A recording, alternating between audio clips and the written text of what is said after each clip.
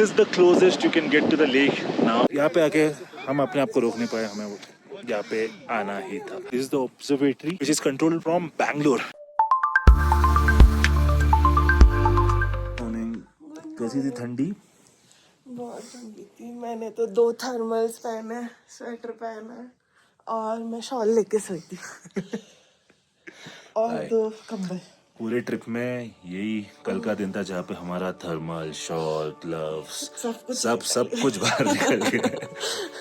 -4 to -5 degree था। It was snowing yesterday. Along with hot bike. Yeah, along with hot. Temperatures went down till -4-5 degrees.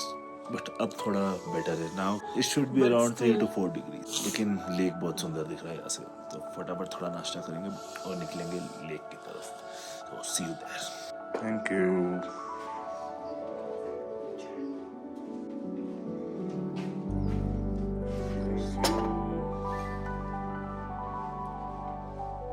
So finally bidding farewell to this wonderful stay.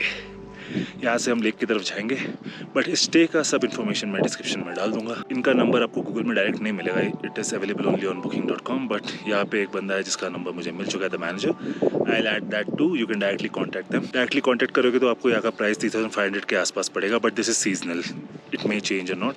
booking.com is 3800 plus taxes, जो हमें पड़ा है around 4200 के आसपास। तो directly contact करें या फिर booking.com से, it's on you. But yes, this is one of the few cottages with a lake view. बहुत कम कॉटेजेस है यहाँ पे, ये है मान विलेज में। So you can choose this if you want to enjoy a good scenic view from your room. Yes, good stay, good food, good service, the guys are good here. So yes, choose wisely. Now let's go towards the lake.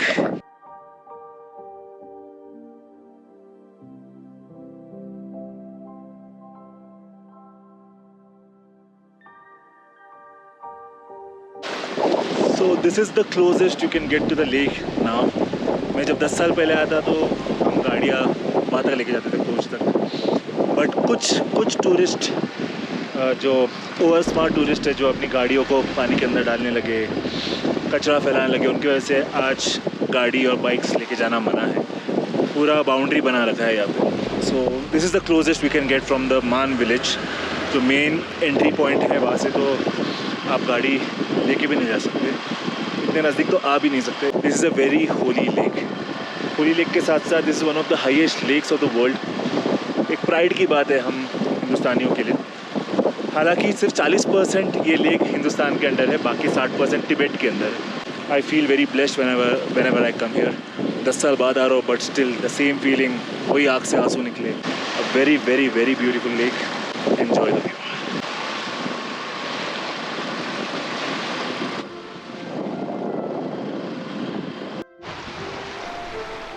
कल शाम की खूबसूरती देखने के बाद आज सुबह इसका एक और रूप देखने को मिल रहा है। मॉर्निंग लाइट के साथ लेक के कलर्स और भी मैजिकल लगते हैं, कभी डीप ब्लू, कभी टर्कोइज, और हर मिनट एक नया व्यू। ये वो जगह है जहाँ टाइम लिटरली स्लो हो जाता है। बस कुछ देर के लिए हमने इस शांति को एंजॉय किया before hitting the road once again.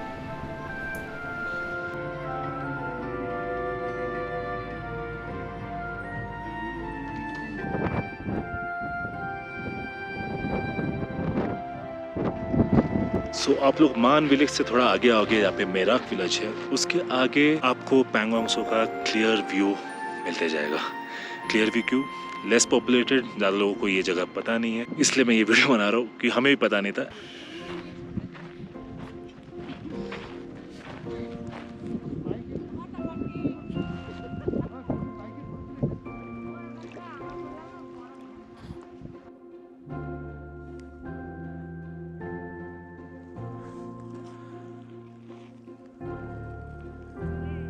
Best view, ये बहुत अच्छा लगा मुझे। नेक्स्ट टाइम से मेराक, ये मेराक से भी आगे और एक गाँव है, काक्सताक करके है। मेराक के पास भी सेम ऐसे ही व्यू है। यहाँ पे आके हम अपने आप को रोक नहीं पाए, हमें यहाँ पे आना ही था। So we came direct to the lake. यहाँ पे आप गाड़ी ला सकते हो नीचे तक, बट नॉट लाइक 100 मीटर्स के पहले रोकना पड़ता है आपको। They have created a boundary, so एकदम अंदर नहीं आ सकते।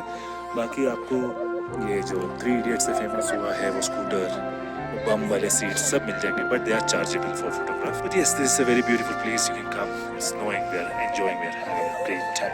सो पैंगोंग से निकलते निकलते हो फिर से snowfall. It's her lucky birthday week. हर जगह स्नोफॉल मिल रहा है. Good job.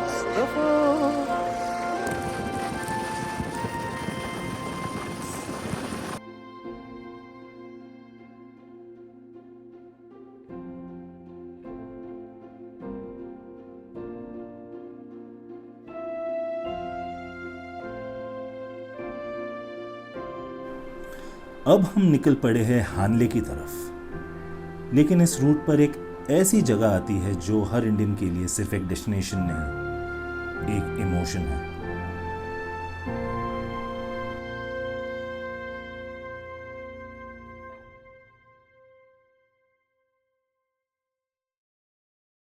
Finally we are at the Rezang La memorial. इसके पहले एक चुरचुल मेमोरियल भी आता है. हमें वहाँ पे भी रुकना था, but it was snowing so much कि हम रुक नहीं पाए. उन्होंने अलाउ नहीं किया हमें वहाँ पे रुकने के लिए. So now we are going to the Rezang La memorial. Welcome to Rezang La, एक ऐसी जगह जो सिर्फ लद्दाख का हिस्सा नहीं बल्कि इंडिया के करेज और सैक्रिफाइस की एक अमर कहानी है.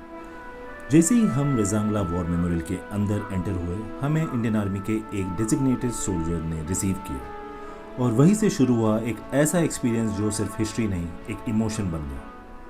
वो हमें स्टेप बाय स्टेप पूरी बैटल की कहानी सुनाते गए और ले गए म्यूज़ियम के अंदर. जब आप उन चीज़ों को अपनी आंखों से देखते हो तब रियलाइज़ होता है कि ये सिर्फ म्यूज़ियम का एक डिस्प्ले नहीं है, ये हमारे हीरोज़ की एक लेगेसी है. एक आर्मी ऑफिसर से पूछ लिया कि हम उस टाइम हार गए थे, राइट? तो उन्होंने बोला आप पूरा लद्दाख कर रहे हो, राइट? अब लेह लद्दाख कर रहे हो, बिना मैप के आप यहाँ तक आ पाओगे? फिर भी लोग गाड़ी लेके यहाँ पे आ नहीं पाते, दिन लग जाते. और ये वॉर था 1962 का, जब हमें इंडिपेंडेंस मिलके सिर्फ 15 ईयर्स हुए थे. एंड जब इंडी चीनी बाय बाय का नारा चलता था, तब हरियाणा का एक रेजिमेंट, हरियाणा के सब ये सोल्जर्स जो गर्मी में रहते, वो यहाँ पे ये टेम्परेचर में 16,000 फीट पे आके रुके थे. सिर्फ कुछ 200-300 सोल्जर्स, 1300 सोल्जर्स को मार गिराए थे वापस, चाइनीज सोल्जर्स को. और ये वॉर हुआ था 14 नवंबर, पीक विंटर्स. ये बर्फ गिर रहा है, ये टेम्परेचर में लोग 20 मिनट से ज़्यादा यहाँ रुक नहीं पा रहे.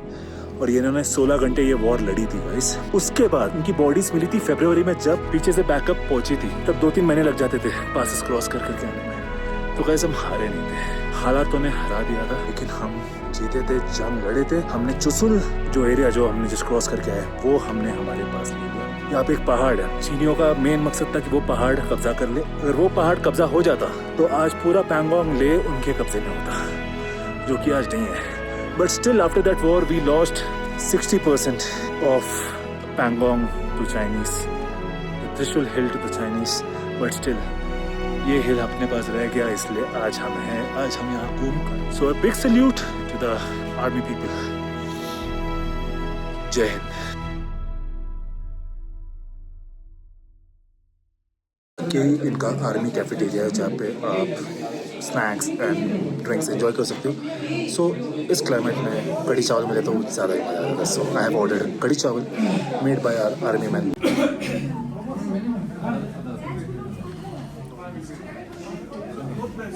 वेदर बहुत ही ख़राब हो चुका है. We have been asked to leave from this area क्योंकि ऑक्सीजन लेवल और गिर सकता है यहाँ पे. But again salute to our soldiers. जय हिंद. बिडिंग फेयरवेल टू रेजांगला, अब हम निकले हानले की तरफ. ये रूट काफ़ी नया है, इसलिए यहाँ पे बहुत सारे डाइवर्जन्स आपको मिलेंगे जो आपको ऑफ रोड के थ्रू हाईवे को कनेक्ट करेगा. So you have to drive a little carefully here.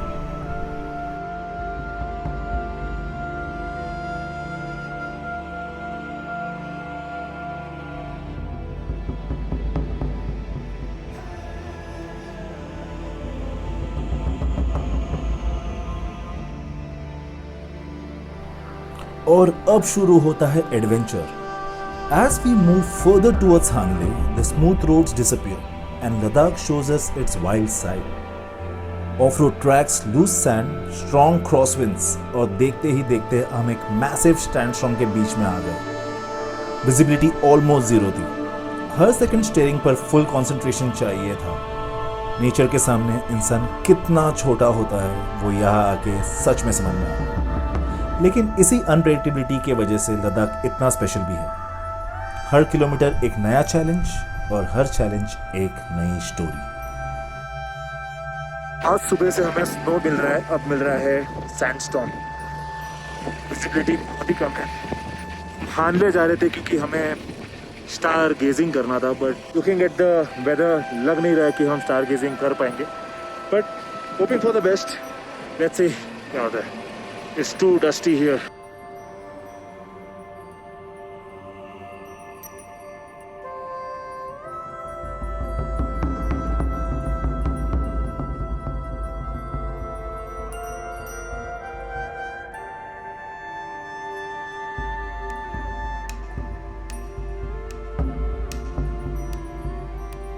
Finally हम पहुंच चुके हैं हानले।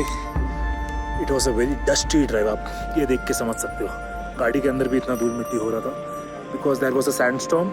रुकते रुकते आए हैं। Visibility was quite zero, quite भी नहीं बोलूँगा, एकदम ज़ीरो था। हम रुकते आए। सो नाउ ये होम स्टे मिला है हमें। This area is totally booked due to limited number of houses, guest houses. यहाँ पे सिर्फ होम स्टे मिलेंगे। 4-5 बड़े होटल्स हैं जो आपको 4, 5, 6, 7 के पर नाइट के हिसाब से मिलते हैं, और होम स्टेज चालू होते हैं 2500, 3000 डिपेंडिंग ऑन द डिमांड। 1500 में मिलते हैं, लेकिन आज पूरा हानले बुक्ड है। हमने कोई रेस्टोरेंट या होटल बुक नहीं किया था because there was no network in Pangong.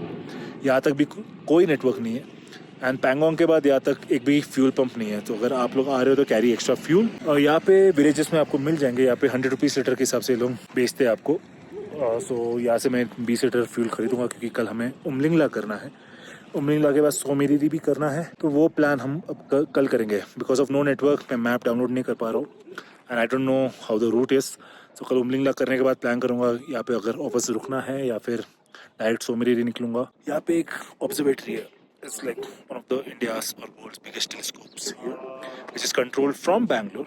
But यहाँ से Hanle is also famous for star gazing. But अगर आप ऊपर देख लो, बादल छा रहा है। It's snowing since yesterday, so star gazing का तो चांस नहीं है ऐसा लग रहा है मुझे। बट अगर होगा तो वो भी आप देख लेंगे।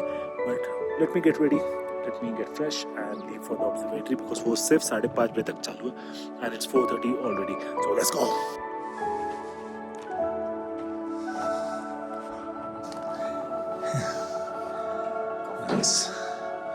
Yes, quite a big room. और हमारी गाड़ी भी यहाँ से दिख रही है, so I'm happy.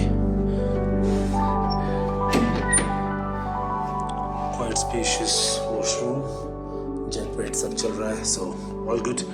गर्म पानी भी है. Awesome. Get ready and leave for observatory. Let's go.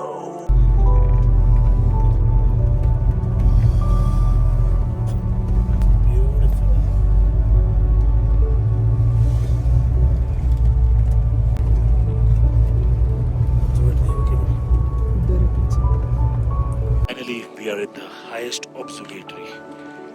ये 5:30 तक ही ओपन रहता है, so we don't know अगर हम अंदर जा पाएंगे कि नहीं। अगर आप 5:30 के पहले आते हो, you get a guide who will explain you what all happens here, or else you just have to enjoy this view and go back. मतलब ये इंडिया का डेवलपमेंट दिखाता है यार। This is the only observatory, only नहीं, this is the observatory which is controlled from Bangalore.